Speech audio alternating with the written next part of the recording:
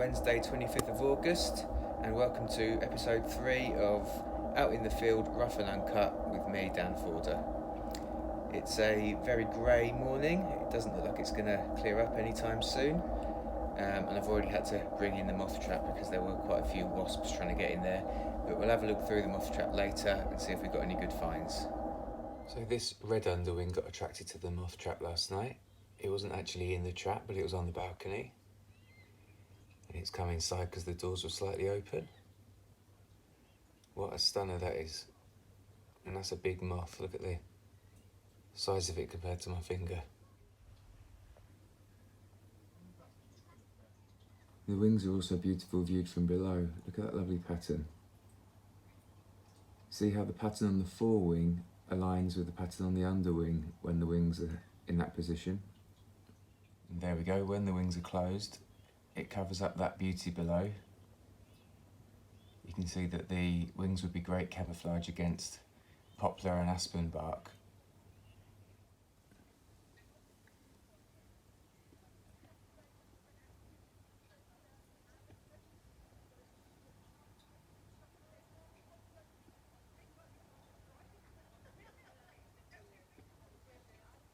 So we're just going to have a look inside the moth trap now.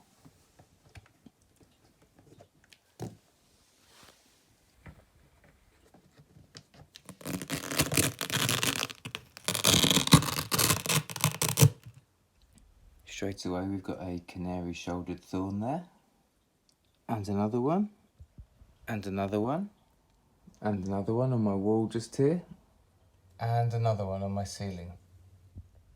This one is a spectacle. This one's a yellow shell. Beautiful fine markings on the wings there. This one's a willow beauty. There was actually another one in the trap, but as I've taken the egg boxes out, it's flown off. And this brimstone moth hiding in the corner. Now this beauty is one of my favourites. This is a light emerald. I just love that sheen. The pattern on the wings, it's almost modern. And that gentle green colour showing through. There was also a massive and highly patterned large yellow underwing in here. But he's flown out and gone into my room somewhere and I can't find him, so I'm sure he'll turn up at some point and I'll get to show you him when I do. So there were a few other moths in there, but I won't show you everything, otherwise you'll get bored of me showing you a load of brown and grey moths. There she is, back on her nest. So I'm not going to be able to get out before work this morning as I have an early start.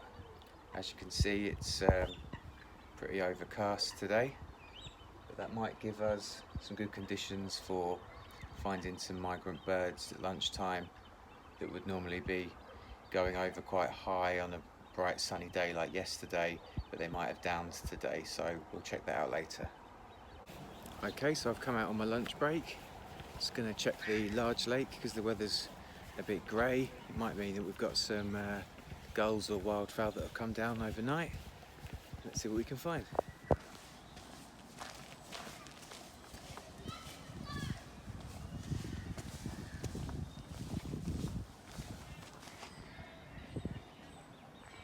There's a grey hare in there. Here's a buzzard having a bit of an altercation with some crows.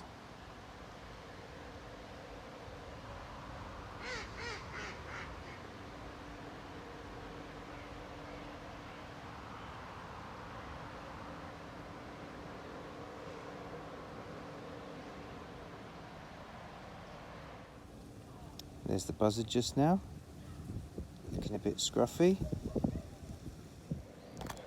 What are you up to?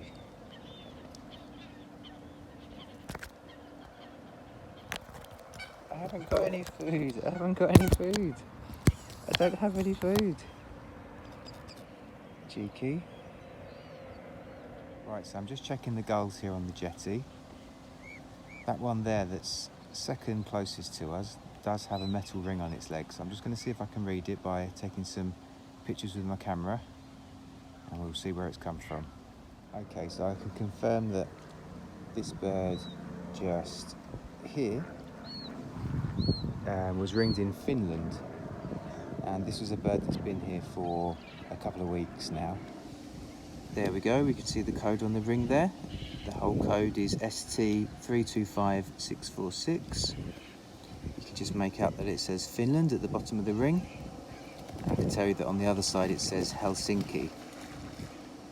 So what I'll do is I'll submit this record to the relevant authority, and we'll be able to find out where this bird was ringed, how long ago, which age it was ringed at, and where this bird has been since, based on any records that have been reported of this bird being seen with this ring. I can hear lots of juvenile chiff-chaffs here. In the late summer and autumn, juvenile chiff-chaffs and willow warblers seem to love this row of small trees and bushes that are on the bank of the large lake there.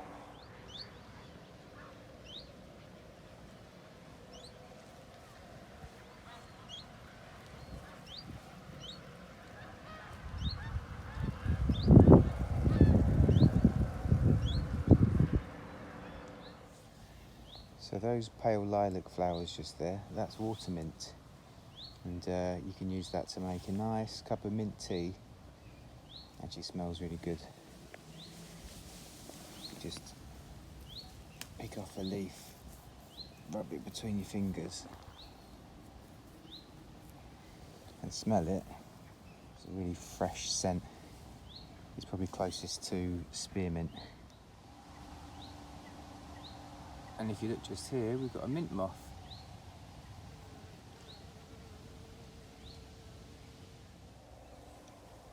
Now, if you listen carefully, there's at least one bullfinch in there calling. But I can hear another, so there's definitely two. It's a very sorrowful call.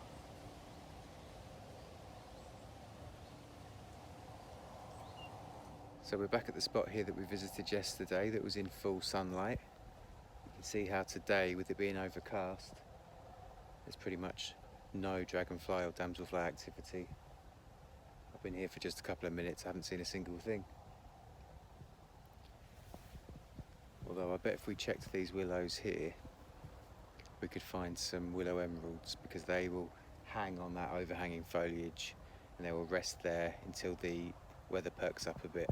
So I mentioned the other day how the white butterflies particularly like the purple loosestrife. And as you can see, there's a green veined white over there, nectaring on the flowers.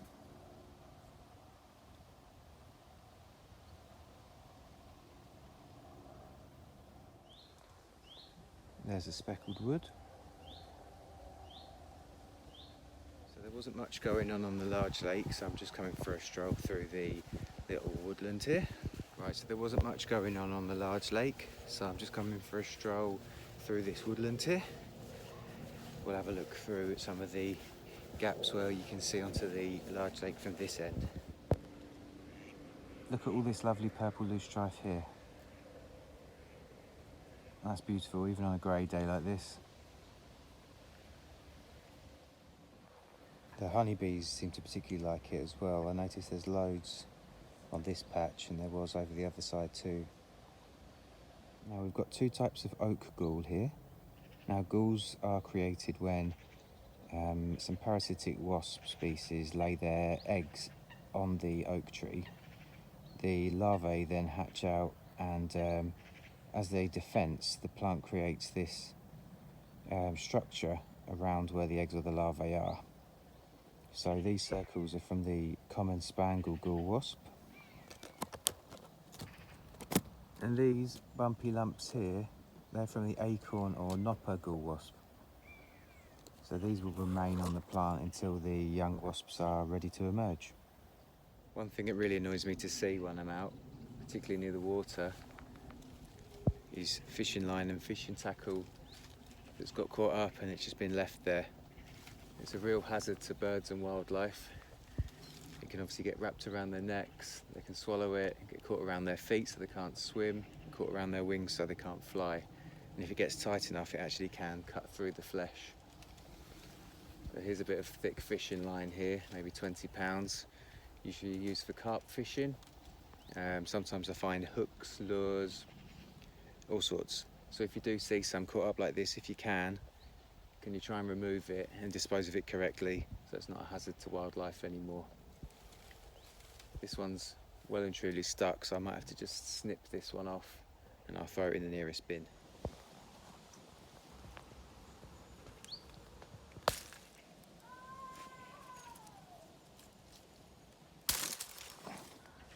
There we go. Such a simple thing, but such a great hazard to wildlife. Now I've just heard a yellow wagtail go over.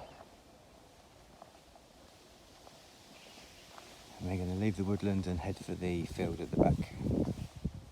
Here's one of the greatest predators in the area. His mate over there.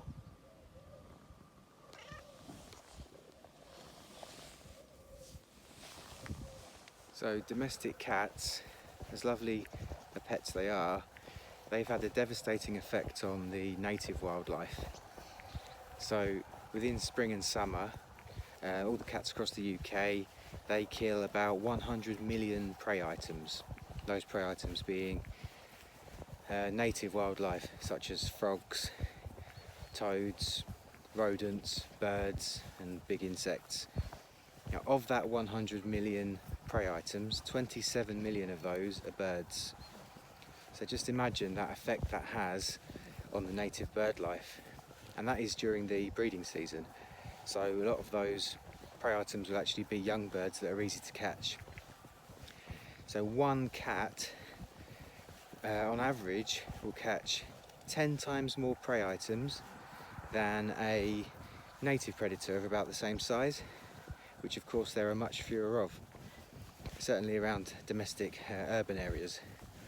So if you've got a cat, one thing I'd recommend is just fit in a bell on its collar, because that little jingle from the bell as it approaches will make a big difference. Wildlife will hear that, birds will hear that, and they'll be frightened off before the cat gets a chance to catch it.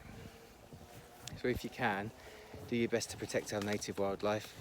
Cats are lovely, but they're not great for the environment.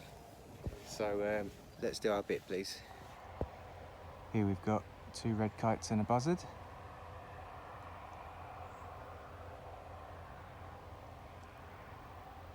Shortly to be joined by another. There he is.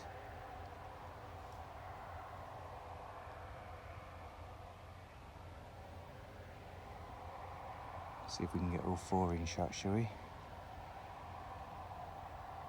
There we go.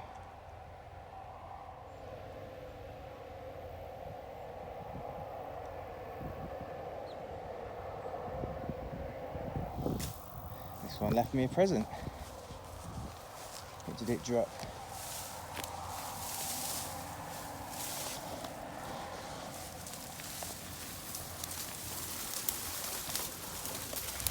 Look at that, a shrew. Can't believe that. It's almost as if it dropped it just for me. So that's a common shrew. It's quite a big one. And the pygmy shrew is quite a bit smaller.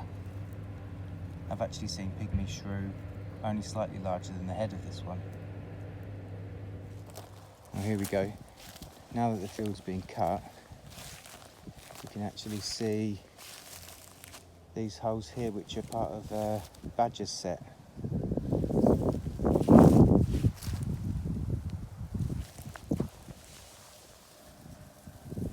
There's one entrance or exit there, one here, 2 here,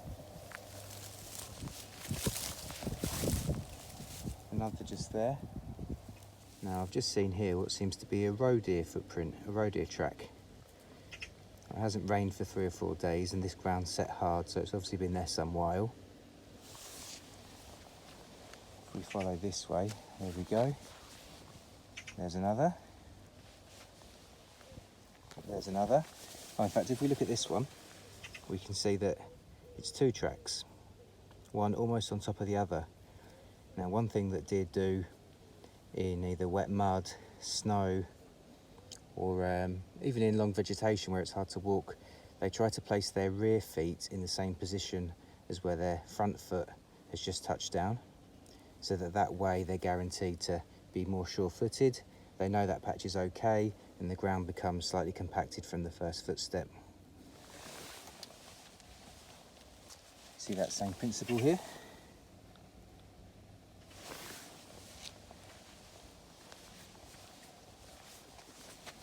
There's another just there.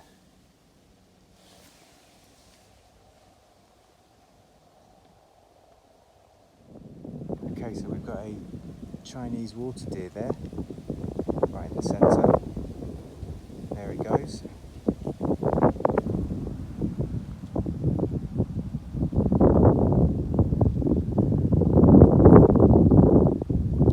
This one's being quite bold, being out in the open like this. They generally prefer sort of deep, heavy reed beds around the outskirts of water bodies. But I have seen this one before out in this field in the open. There's quite a few wood pigeons feeding in the field. There's also a stock dove just there. No wheat ears yet though. Here we've got some white clover. Look at that lovely pink blush underneath. But beside that, we've got this beautiful red clover. I've never seen one so big. Now I know it's pink, but it's called red clover. And one of the other identifying features, not just the colour, is the pattern on the leaves. It's got that lovely pale chevron shape right in the centre of each leaflet. Whereas if we look at the white clover,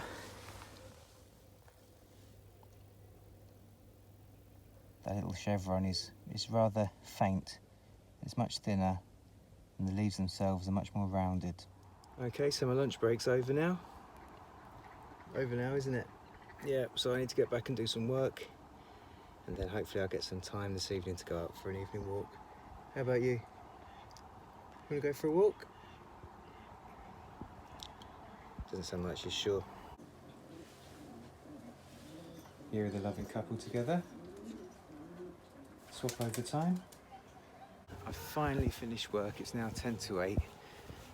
It's a bit later than I wanted to come out, but that's fine.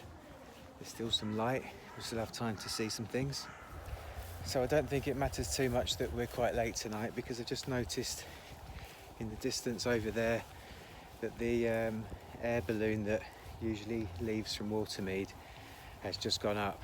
And for the while that they're setting that up and filling it with hot air from the burner, and when it goes across the lake, it usually scares pretty much everything off, so we probably haven't actually missed much.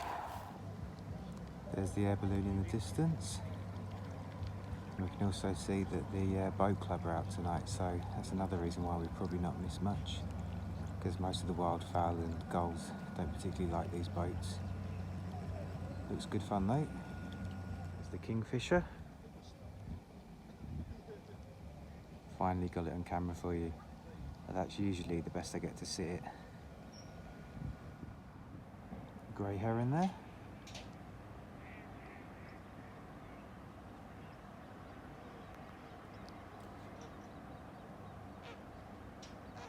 And his mate by the look of it.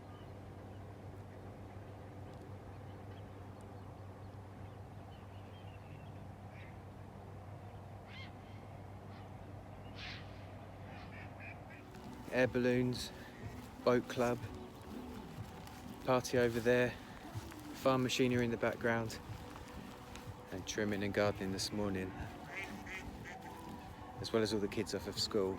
I don't think we could get any more disturbance if we tried, but that's okay. Everyone's out having fun.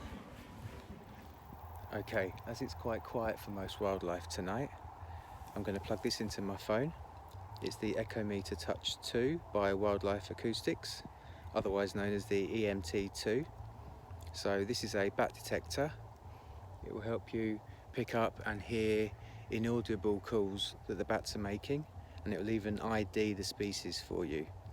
So it just plugs into the bottom of your phone. As you can see, this one's got a Apple connector, It also comes with a micro USB adapter, so you can plug it into an Android phone.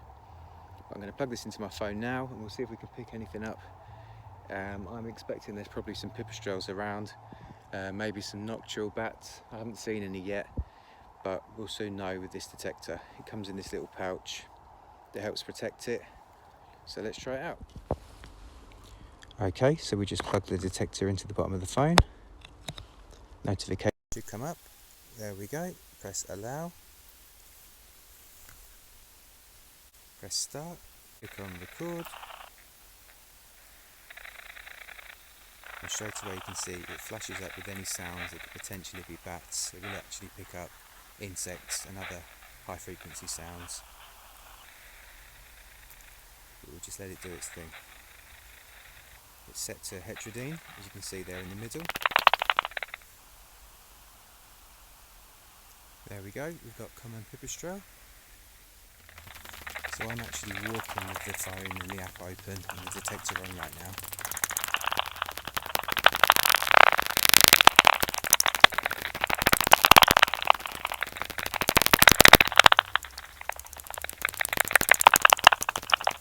Okay, so once you've finished, click on the menu at the top left, go to recordings, and here we can see the individual recordings that we've made based on the sounds picked up by the bat detector. So you can see those there that say no ID, that's where it couldn't identify it as a bat. Then we've got here, we can see some that are named Pip Pip, so that's common pipistrelle. There's one here that's 13 seconds long, so we click on that. And if I press play, we'll be able to see a spectrograph, a visual representation of the sound, the pattern of the sound, and between which frequencies that sound was made.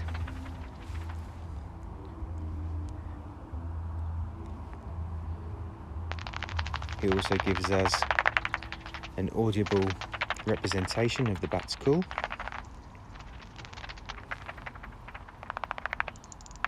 And if we click on the bat symbol there, now it gives us the possible species that call could have been.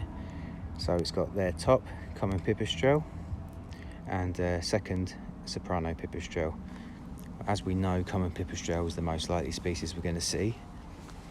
And here we've got, just underneath the name of the bat, we've then got the pulses. So 71 out of 99 pulses were identified positively as common pipistrelle.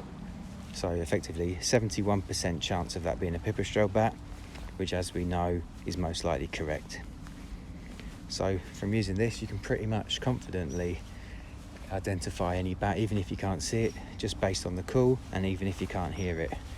Now there are some exceptions, and it will give you options for the particular bat species that it could be, and then what I'd recommend is using some reference material, books or online, to then have a look at the pattern of the call as opposed to just the frequency, and from there you should be able to identify the species.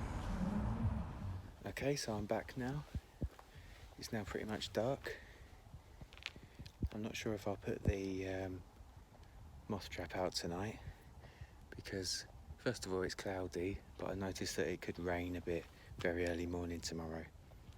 So obviously we don't want the electrics getting wet, and there might not be so many moths around at that time. Also, if the rain blows inside the moth trap, we don't want them getting soggy. But what that early morning rain or drizzle might mean is that we get some good birds in on the lake in the morning. One thing we will do now it's dark, the red underwing that we had this morning in the flat, I'm going to release it back outside. Now the reason I didn't this morning is because there were so many birds. There were sparrows feeding on the balcony on my feeders, but I didn't want it to get eaten, so I'm just going to let it go now that it's much safer.